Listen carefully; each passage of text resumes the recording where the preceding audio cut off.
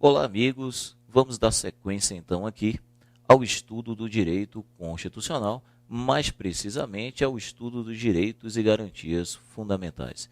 E o tema da aula de hoje é remédios constitucionais, um tema aí relevante porque o examinador no concurso público adora esse tema e ele aparece com bastante frequência aí nas provas do concurso público. Vamos falar então dos famosos remédios constitucionais. E antes de adentrar em si no estudo dos remédios constitucionais, é importante lembrar de uma distinção entre direito e garantia que fizemos em aula anterior.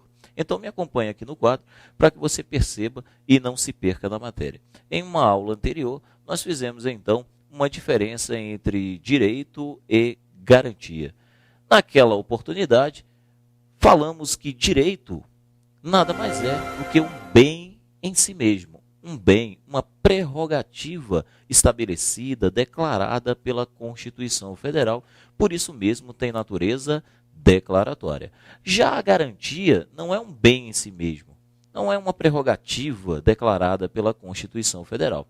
A garantia, então, consiste em um instrumento, um mecanismo de proteção para que venha proteger e assegurar o exercício de um direito. Bom, precisamos então localizar os remédios constitucionais. Onde estaria então os remédios constitucionais? No grupo dos direitos ou no grupo das garantias? Bom, é certo que os remédios constitucionais localizam-se então no grupo das garantias. Os remédios constitucionais, então, acompanhe aqui para você não se perder na matéria, são espécies de garantia. Os remédios constitucionais são espécies de garantia. Bom, aí já podemos concluir, então, que remédios constitucionais são aqueles instrumentos, aqueles mecanismos que visam, então, reparar ou prevenir uma lesão a um direito. Daí o nome dado pela doutrina. Como é um instrumento para reparar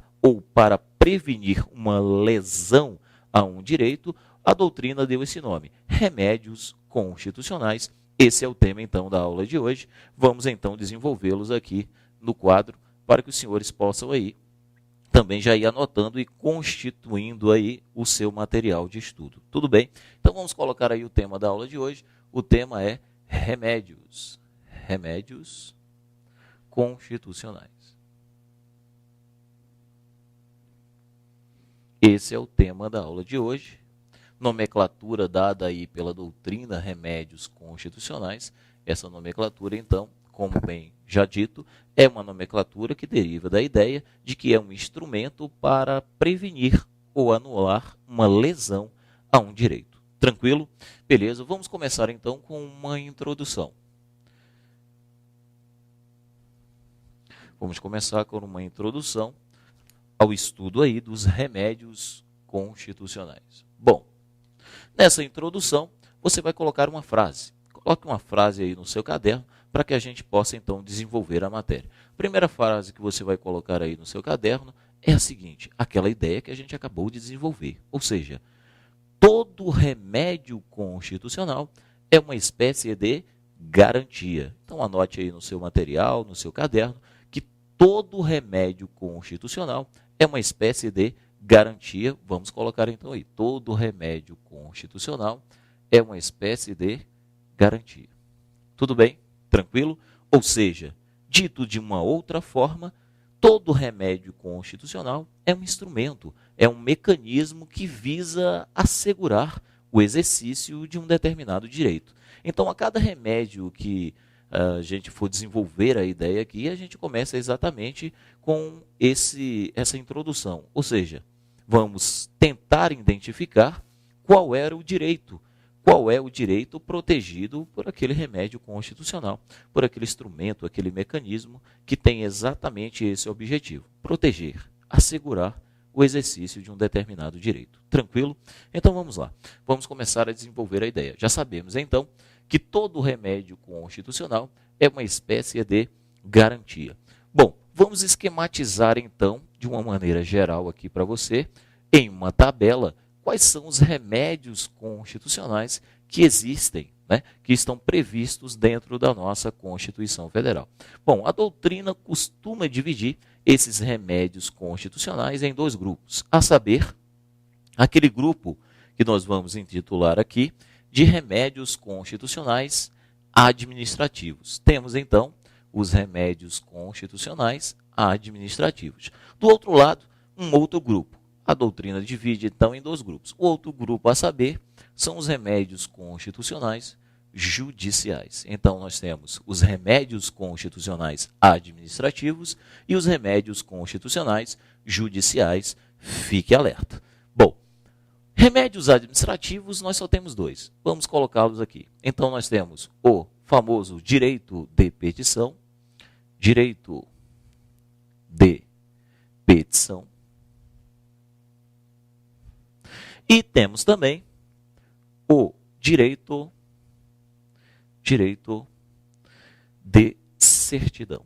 Direito de petição e direito de certidão. Esses são os dois remédios administrativos. Direito de petição e o direito de certidão. Do outro lado, nós temos então aqueles que foram intitulados de remédios judiciais. Temos como remédios judiciais o habeas corpus, o habeas data, o mandado de segurança, o mandado de injunção e a ação popular. Então, está aqui o objeto da aula de hoje. Nós vamos estudar, então, os famosos remédios constitucionais, como já disse, intitulado assim pela doutrina, porque visam prevenir ou anular uma lesão, né, a um direito. Tudo bem? Beleza? Como dito também, esses remédios vão ser divididos aí pela doutrina em dois grupos. A saber, os remédios constitucionais administrativos e os remédios constitucionais judiciais. Tudo bem? Dentro do grupo dos remédios constitucionais administrativos, nós temos o direito de petição e o direito de certidão. Já do lado do grupo dos remédios judiciais, nós temos habeas corpus, habeas data, mandado de segurança, mandado de injunção e ação popular. Já coloquei aqui na ordem que nós vamos tratar, então, na aula de hoje. Tranquilo, senhores? Então, feita essa tabela, esquematizando os remédios constitucionais para os senhores, nós vamos apagar aqui para que a gente possa desenvolver, então, um por um. Tranquilo? Então, vamos lá. Vamos começar a desenvolver o estudo dos remédios constitucionais. O primeiro remédio constitucional que vamos desenvolver aqui é vamos começar então exatamente com os remédios administrativos. Os remédios administrativos, como vimos, são dois apenas, o direito de petição e o direito de certidão. Então vamos começar então colocando um primeiro ponto aí no material dos senhores, no seu caderno, você coloca aí direito de petição. Direito de petição. Tudo bem? Coloque então aí o direito de petição. Em que consiste o direito de petição, que é um remédio administrativo? Bom, o direito de petição nada mais é, muito simples, é o direito de peticionar ao poder público diante de uma irregularidade, diante de uma ilegalidade ou de um abuso de poder. Você então pode peticionar aos poderes públicos com duas finalidades, com dois objetivos. Quais? Em defesa do seu direito ou em defesa do patrimônio público. Então, eu posso dizer que o direito de petição consiste, na verdade, em um instrumento, em um mecanismo de proteção da fiscalização da coisa pública. Então, é um direito, como eu posso dizer, que vai assegurar aí a participação direta do cidadão na fiscalização, na gestão da coisa pública. Então, é um instrumento de democracia direta. Então, esse instrumento, o direito de petição, é um instrumento de democracia direta. Bom, a ser utilizado pelo cidadão na defesa da coisa pública, senhores. Tudo bem? Tranquilo? Lógico que no âmbito administrativo. Nesse sentido, vamos até então o artigo da Constituição que trata do direito de petição, mais precisamente o artigo 5º, no seu inciso 34, traz para a gente aí o direito de petição. Vamos ver, colocar aí na tela o direito de petição para que você possa acompanhar em casa. Então, olha só, conforme o artigo 5º, no seu inciso 34, diz o seguinte: são a todos assegurados, independentemente do pagamento de taxas, então já perceba que são gratuitos, o direito de petição aos poderes públicos em defesa de direitos. Então está aí a primeira finalidade de você peticionar os poderes públicos em defesa de seu direito ou contra a ilegalidade ou o abuso de poder. Nesse segundo tópico aí, contra a ilegalidade ou o abuso de poder cometido então contra a coisa pública, e aí você estaria utilizando um remédio de democracia direta, né, na defesa da coisa pública. Volta aqui para mim. Então, senhores, como visto aí, o direito de petição tem duas finalidades. Você pode peticionar, então, aos poderes públicos com dois objetivos, duas finalidades. Ou em defesa de seu direito, ou diante de uma ilegalidade ou um abuso de poder. Vamos colocar isso em um exemplo. Imagine que você queira participar efetivamente da vida do Estado, queira utilizar esse instrumento como um instrumento de democracia direta. E aí, imagine o seguinte, que o seu vizinho, seja um gestor público, esteja querendo aí facilitar dentro de um processo de licitação para que o seu amigo, que é dono de uma empresa, venha vencer aquela licitação. Diante dessa informação, você vai até o seu vizinho, bate lá na porta dele, estou sabendo aí que você está querendo facilitar, né, o processo de licitação para que o seu amigo venha vencer aí, né, e venha realmente a sua empresa vencer aquele processo de licitação. Não é verdade? É isso que está acontecendo. E aí você, diante dessa situação, vai fazer o quê? Você vai dizer assim para ele: não, então passa o meu aí, é isso?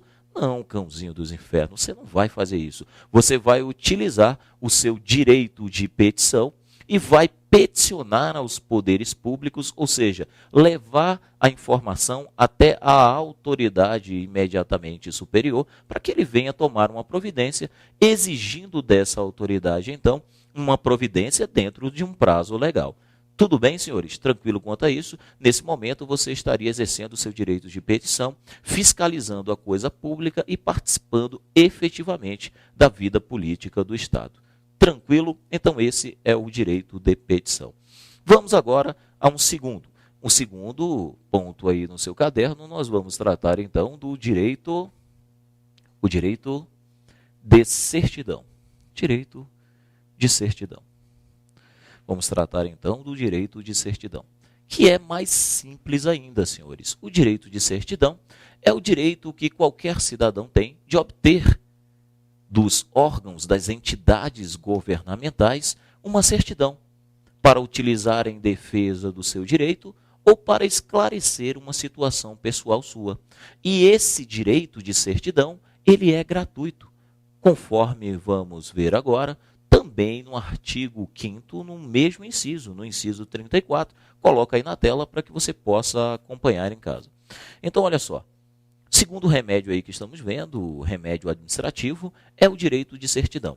E o direito de certidão, conforme o artigo 5º, no seu inciso 34, diz o seguinte: são a todos assegurados, independente do pagamento de taxas, ou seja, são gratuitos, a obtenção de certidões em repartições públicas para a defesa de direitos e esclarecimento de situação de interesse pessoal. Então aí você consegue perceber que o direito de certidão também é gratuito e ele é um direito para que você venha obter certidões em repartições públicas para a defesa de direito ou esclarecimento de situação de interesse pessoal. Volta aqui para mim. Então, senhores, o direito de certidão é o direito que você tem de obter certidões em repartições públicas para esclarecer uma situação pessoal ou para utilizar em defesa do seu direito. O problema é que o candidato tende a confundir o direito de certidão com o direito de acesso à informação de caráter pessoal. O examinador, sabendo disso, senhores, ele vai colocar essa confusão dentro da questão do concurso público para confundir o candidato. Então, muito cuidado. Uma coisa é o direito de certidão, vamos colocar aqui, outra coisa é o direito de acesso. O direito de acesso à informação de caráter pessoal. Uma coisa é o direito de certidão, outra coisa é o direito de acesso à informação de caráter pessoal. O acesso à informação de caráter pessoal, quando você quer o acesso à informação, uma informação de caráter pessoal, e esse lhe é negado, o remédio constitucional adequado aqui é o habeas data. Então, o habeas data, conforme veremos daqui a pouco, o habeas data é um instrumento que vai tutelar o direito de acesso à informação de caráter pessoal. Agora, se você está diante do direito de certidão, se você foi até uma repartição pública a fins de requerer uma certidão para utilizar em defesa do seu direito ou esclarecimento de situação pessoal, não é a mesma coisa. Você não está diante do direito de acesso à informação. Então, o que é que o examinador vai fazer no concurso público? Ele vai dizer o seguinte para você. Considere que João foi até uma repartição pública a fins de requerer uma declaração, uma certidão com informações de interesse pessoal, para fins de utilizar em defesa de seu direito ou esclarecer uma situação pessoal. E lhe foi negado. Assinale, dentre as alternativas abaixo, qual remédio constitucional que João poderia impetrar diante dessa situação. E aí ele vai colocar lá, letra A, habeas data. Letra B, habeas corpus. Letra C, mandado de segurança. Letra D, mandado de injunção. Ou seria a ação popular na letra E? Bom, qual a que você marcaria? Cuidado, cãozinho dos infernos. Se você marcar a letra A, e é isso que o examinador quer te induzir ao erro, você vai errar. Porque diante do direito de certidão, não cabe habeas data. Diante do direito de certidão, o remédio a ser utilizado é o mandado de segurança, senhores. Então, habeas data, ele tutela o direito de acesso à informação de caráter pessoal. Se você quer uma certidão, uma declaração para utilizar em defesa de seu direito ou esclarecer uma situação pessoal, você não está diante do direito de informação, você está diante do direito de certidão. E aí, negado o direito de certidão, o remédio, a via judicial que você vai utilizar é o mandado de segurança. O examinador sabe que você tende a confundir, sabe que você tende a marcar habeas data e ele vai fazer isso com os senhores no concurso público e vamos verificar isso agora na tela. Põe aí a questão do concurso público para que você possa acompanhar. Olha só o que diz a questão do concurso público. Na verdade, aí é a segunda questão.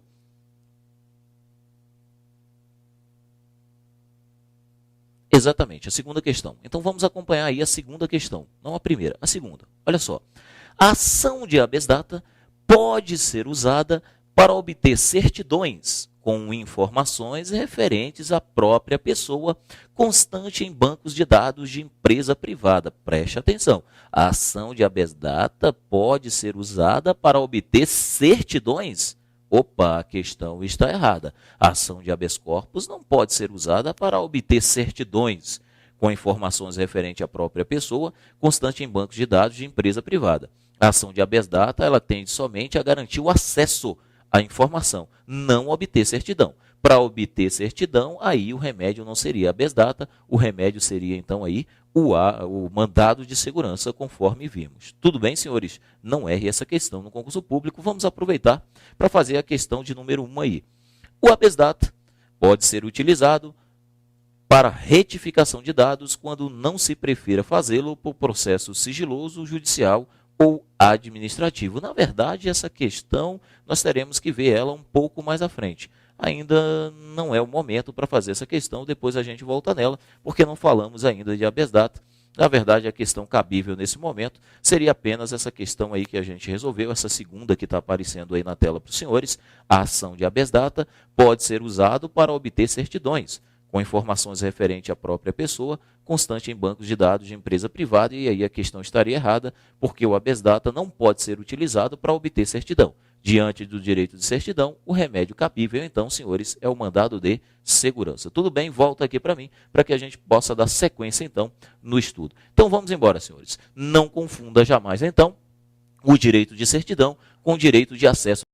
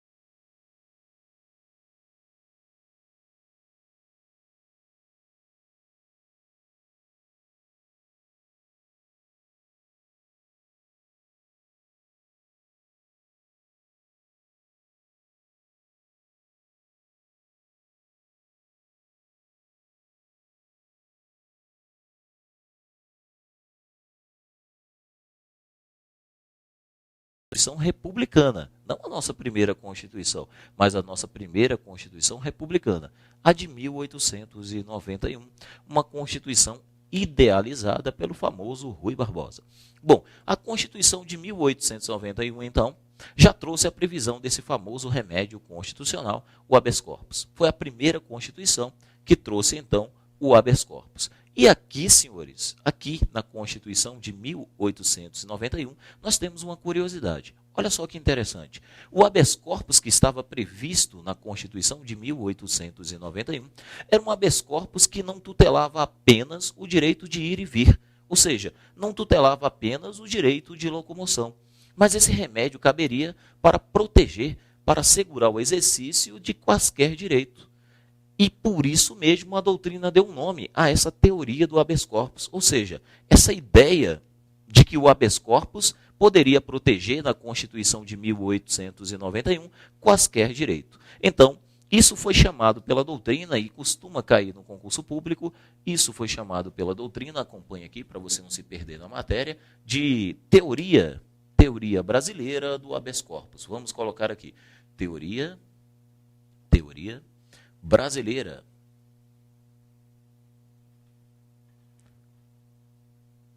do HC.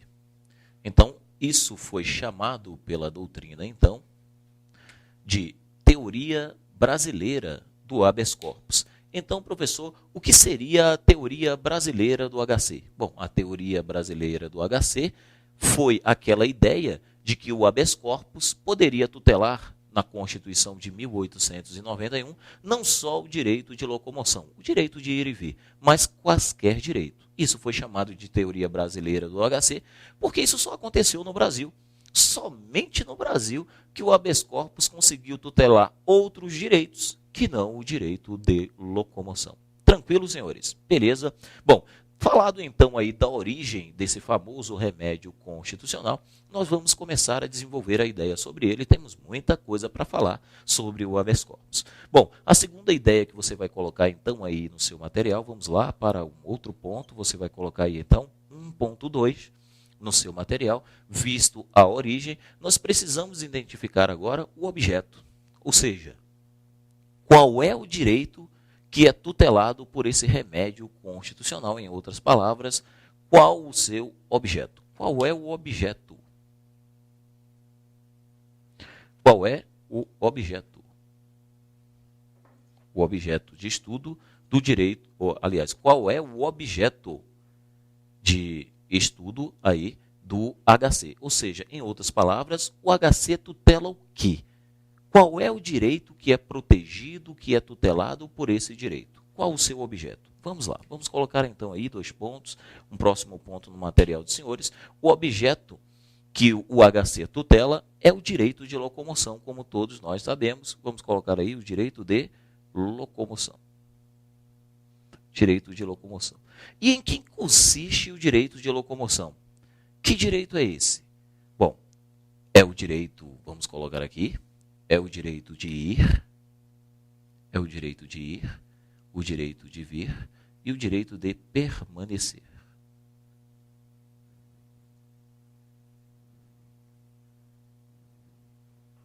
O direito de ir, vir e permanecer.